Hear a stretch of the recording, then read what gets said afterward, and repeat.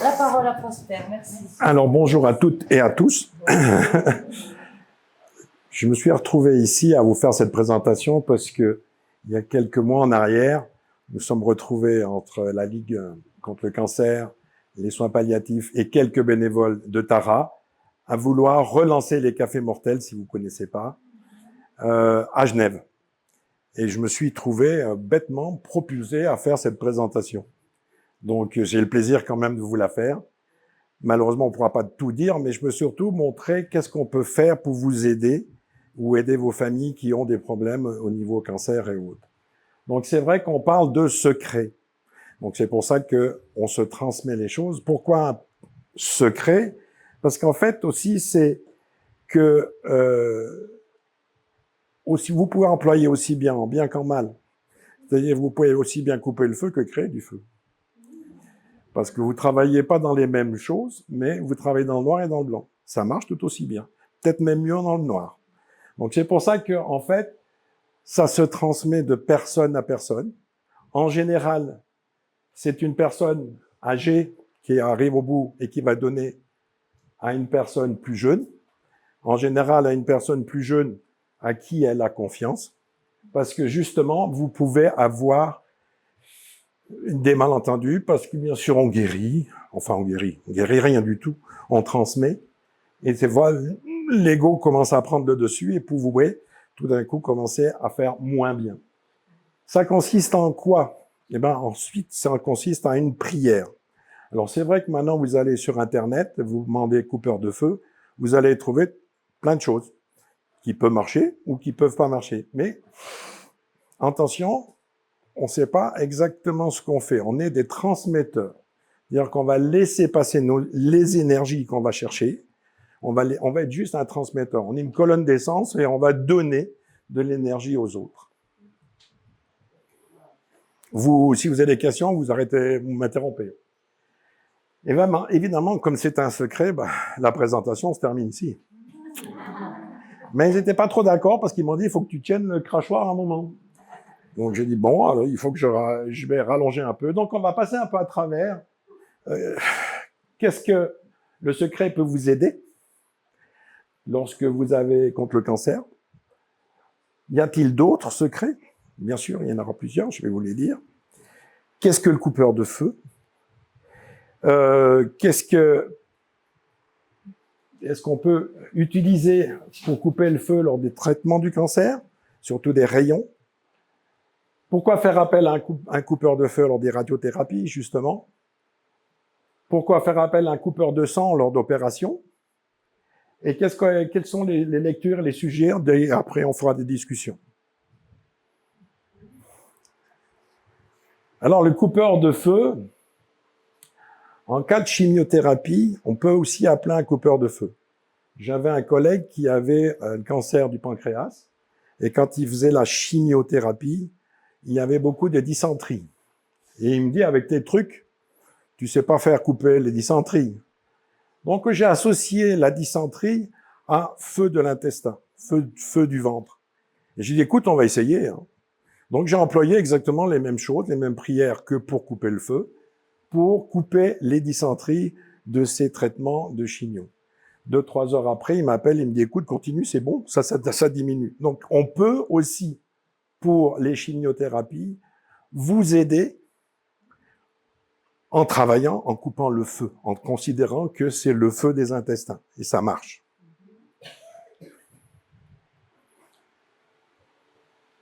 En cas de radiothérapie, là, c'est où on est le plus souvent appelé.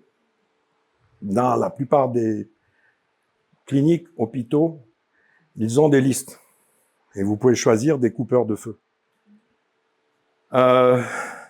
À l'hôpital, il y a actuellement une professeure qui a fait des études pour montrer que, coupeur de feu ou pas, il n'y a pas d'effet. Donc, avant, on donnait des listes, mais au HUG, on n'en donne plus. Dommage. Pas au CHUV, au HUG. Le CHUV, j'avais un professeur du CHUV qui avait un cancer de la gorge. Il a commencé sa chimio. Je sais pas comment il a eu mon adresse, mais après une semaine, rougeur, chaud, et du coup, il m'appelle en disant, vous pouvez faire quelque chose. J'ai dit, c'est dommage que je ne m'ai pas appelé depuis le début parce que ce qui a été déjà brûlé, ça va être difficile de le guérir. Et donc, on a fini tous ces traitements. Il avait 20 séances. C'était bon. Et du coup, il envoie des gens. Il a testé lui-même. Mais là, à Genève, actuellement, il donne plus. C'est dommage. On guérit pas. On aide la médecine, mais on n'est pas des médecins. Allez voir un médecin. On ne sommes pas médecins. Nous travaillons avec et on amplifie les effets des médicaments et autres. Oui. Oui, Prosper, je voulais juste dire, en fait, par rapport à l'hôpital, pourquoi ils donnent plus? Parce que moi, je me suis renseignée, j'ai parlé avec la professeure Toutou de la radiothérapie, et en fait, ils ne sont pas contre, mais eux, vu qu'il n'y a pas d'études derrière, pour eux, scientifiques, pour eux, eh bien, c'est ça. Ils ne veulent pas donner, en fait, une liste parce que, voilà, ils ne veulent pas cautionner ça, en fait. Pour eux, c'est des chercheurs, il y a quelque chose qui se passe. Voilà, c'est dans cette idée-là, mais par contre, elle a dit, on n'est pas du tout contre que si les gens ont une liste ailleurs et ils veulent les donner, eh ben ça, c'est possible. Ça se donne toujours en dessous de la table, mais plus d'une manière officielle. Ce qui était dommage. Avant, ça se faisait. Mais dans les autres cliniques, ça se fait, même à Genolier, ça se fait partout. Ils font des traitements de radiothérapie, ils le font. Comment ça marche, je ne pourrais jamais vous expliquer. Ça marche, c'est tout. En cas d'opération, les gens appellent aussi pour couper le sang, pour éviter les hémorragies. Étonnamment, ça marche aussi bien. Et selon certains médecins, ça améliore aussi la cicatrisation. Pourquoi, comment, je ne sais pas, mais c'est des retours que j'ai eus qu'en fait, au niveau cicatrisation, lorsqu'on coupe le sang, généralement, les gens me téléphonent avant, déjà pour parler. Le soir, je travaille un peu pour décomprimer, enlever un peu les angoisses, ce qui aide quand même au moment de l'opération. Et en général, seulement déjà de pouvoir parler, je pense que ça va déjà l'aider à aller sur une table d'opération avec des énergies un peu plus positives. Est-ce qu'il y a d'autres secrets? Oui, il y a les brûlures, il y a les verrues, il y a contre l'eczéma. Actuellement, il y a beaucoup contre le zona aussi. Parce qu'on vit quand même une vie magnifique actuellement, sans stress, sans rien. C'est cool, baba cool.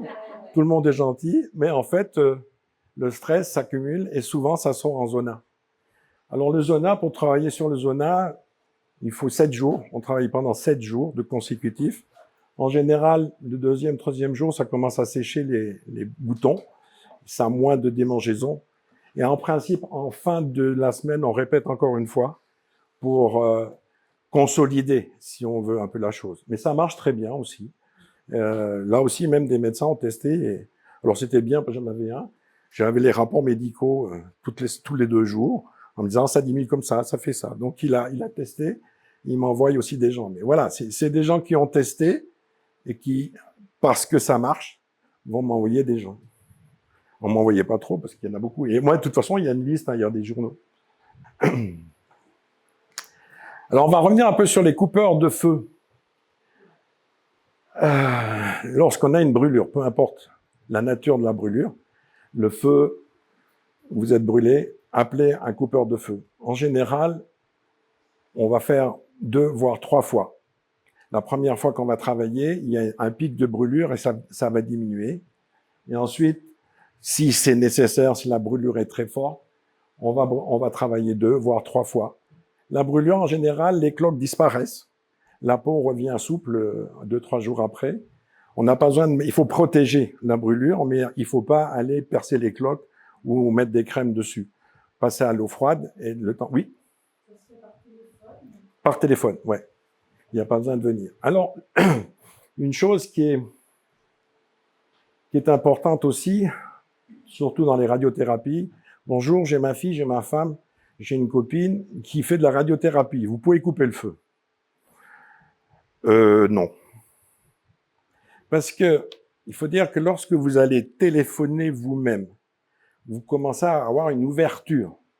Vous faites une démarche. Et vous allez appeler la personne elle-même, sauf si c'est des enfants, sauf si la personne est dans le coma, pas de problème. Mais autrement, il y a des gens qui téléphonent et la personne ne veut pas. Donc c'est moi en retour qui prends des sacrées pêches. Parce que vous devez respecter le libre arbitre en tant que coupeur de feu. Au début, j'y allais parce que j'avais envie et je me prenais des claques parce que la personne n'avait rien demandé. Donc c'est le libre arbitre de la personne. Donc le moment où vous allez appeler quelqu'un, c'est que vous faites une démarche d'ouverture. Il y a des gens qui m'appellent en disant « J'ai déjà appelé 3 coupeurs de feu, est-ce que vous voulez ?» Ah ben non, ça marchera pas. Parce que vous avez déjà des doutes. C'est soit un, soit l'autre, mais non, pas à 3. Ça sert à rien. Un va le faire. Si vous faites 3, c'est que vous n'avez pas votre ouverture, vous n'êtes pas prête à recevoir ces énergies. Donc, n'essayez pas. Donc, c'est vraiment, vous prenez qui vous voulez dans la liste et ce que ça vous parle et vous appelez en disant, voilà, je vais faire de la radiothérapie, est-ce que vous pouvez travailler pour moi? Il faut travailler en général tous les jours. On va m'envoyer l'agenda des personnes. Ça peut aller à 21 jours, des prostates, ça va à 40 jours. Suivant les maladies que c'est, ça peut être plus ou moins long. Je vais travailler tous les jours où la personne y va.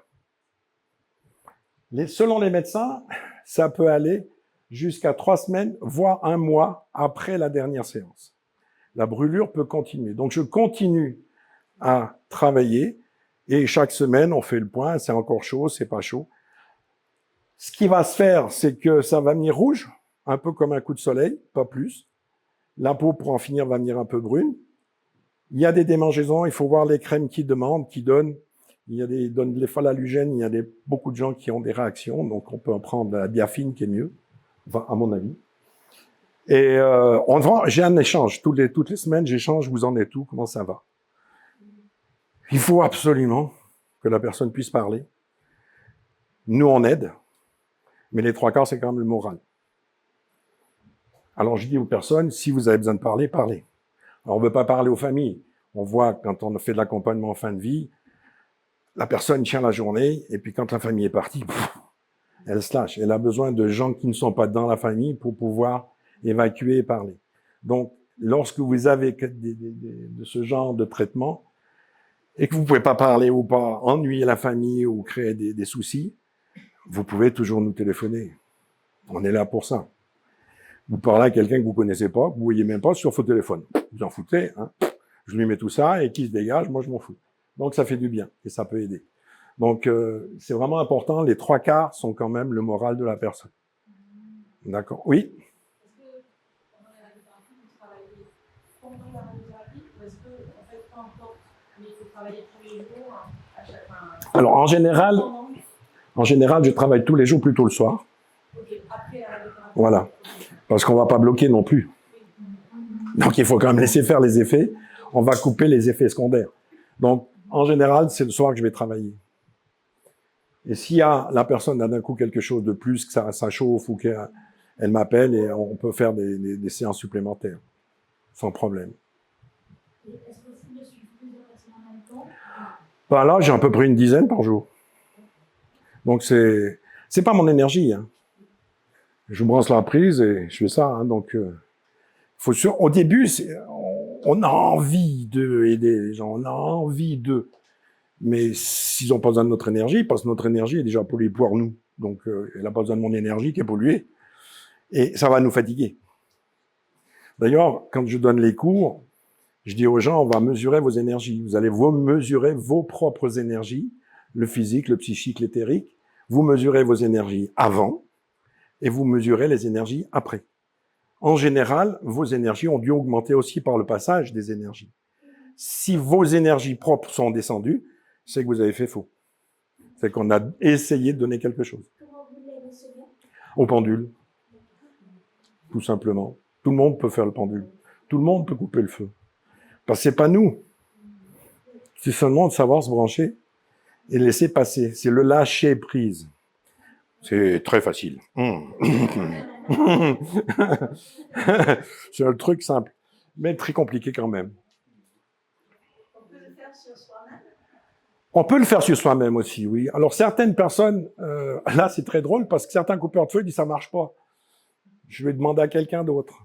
Bon, par exemple, sur une hémorragie, j'avais des médicaments pour l'infarctus. Donc, c'est liquéfie le sang. Et donc, on verra tout à l'heure. Et là, j'ai dû demander de l'aide parce que, comme il y a le médicament qui liquéfie, il faut être plusieurs pour travailler dessus. C'est bon? Donc, c'est surtout ça. La personne doit garder son moral. C'est les 3/4 de la guérison. C'est vraiment important. Et c'est pour ça que il faut qu'elle puisse parler. Il faut aussi qu'elle soit ouverte à ce genre. C'est pour ça que c'est la personne qui doit faire la demande et pas quelqu'un d'autre. Ah, mais ma copine va accepter. Oui, peut-être, mais non. C'est plus simple. Donc, vraiment, que la personne fasse le... À la fin, je vous donnerai des livres, des adresses de livres où il y a tous les coupeurs de feu, les coupeurs de sang de Suisse, et vous avez les numéros, vous pouvez appeler. Donc, qu'est-ce qu'on a besoin?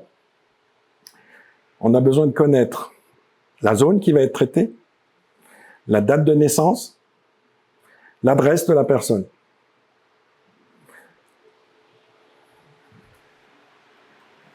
Et l'agenda, le planning de la radiothérapie.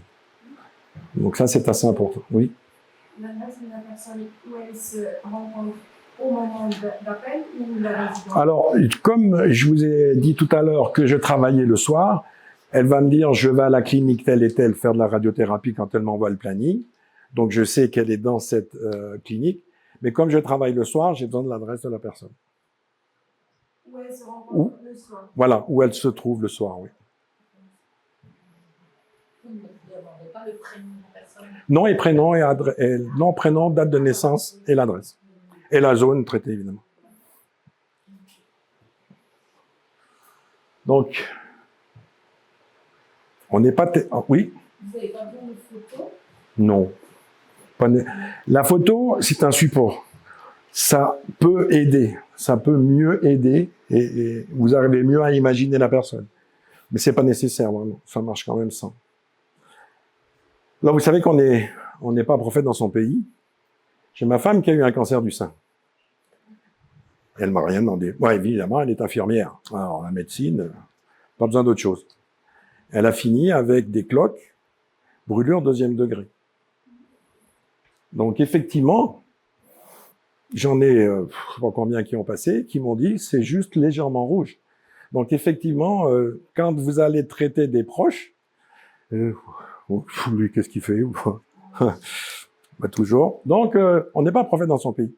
Mais je peux vous dire qu'elle a tenu. Bon, c'était son truc. Mais vous pouvez quand même avoir des brûlures avec des cloques jusqu'au 2e degré. Et le médecin, là, qui était au CHUV, il était brûlé jusqu'au 2e degré. D'ailleurs, c'était très drôle parce que il a été en vacances en Grèce et il me téléphone depuis la Grèce en disant « Je suis dans le restaurant, il y a un commis de cuisine qui vient de se brûler avec une friteuse. Vous pouvez travailler. » Et 3 mois après, il me téléphone en me disant « J'ai eu le retour de l'hôpital, les cicatrices ont disparu et ça a bien marché. » Donc, ça marche, ça commence à s'ouvrir un peu.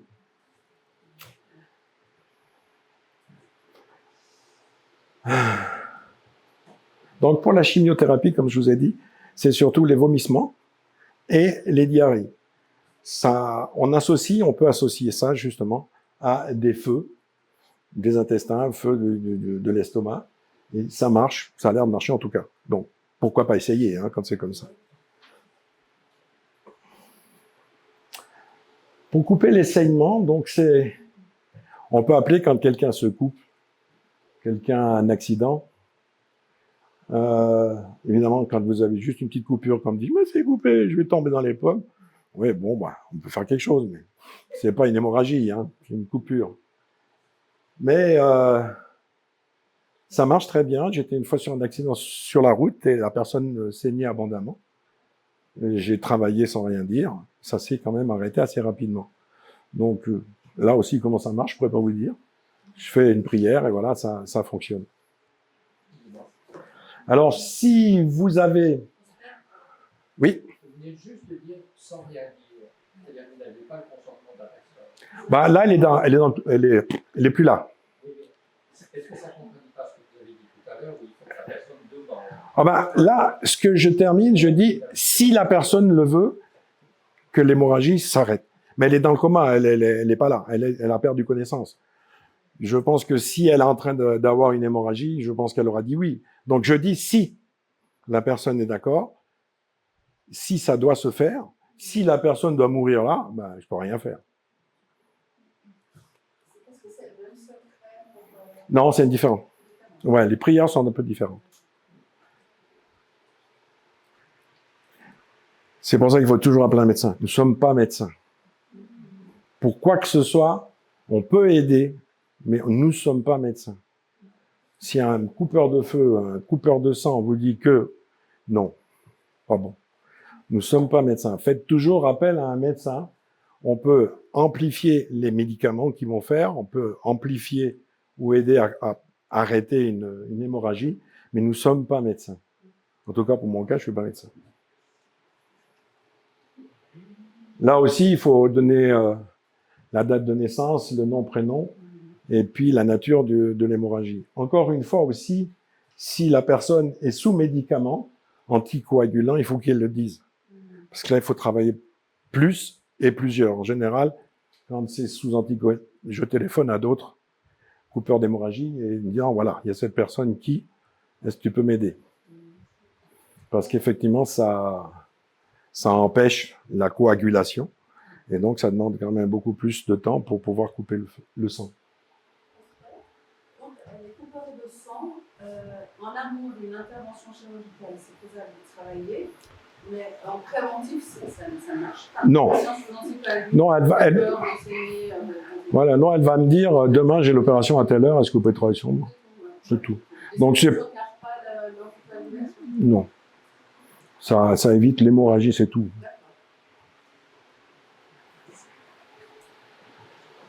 Et aussi, là, il y a eu des retours où ça indique qu'après les opérations, ça améliore aussi la cicatrisation. J'ai pas de preuve vraiment. Voilà les journaux, les livres où vous pouvez trouver les adresses de coupeurs de feu, des différents guérisseurs qui sont suisses. Et vous pouvez les acheter, ils sont en librairie en général. Voilà, je termine un peu ici.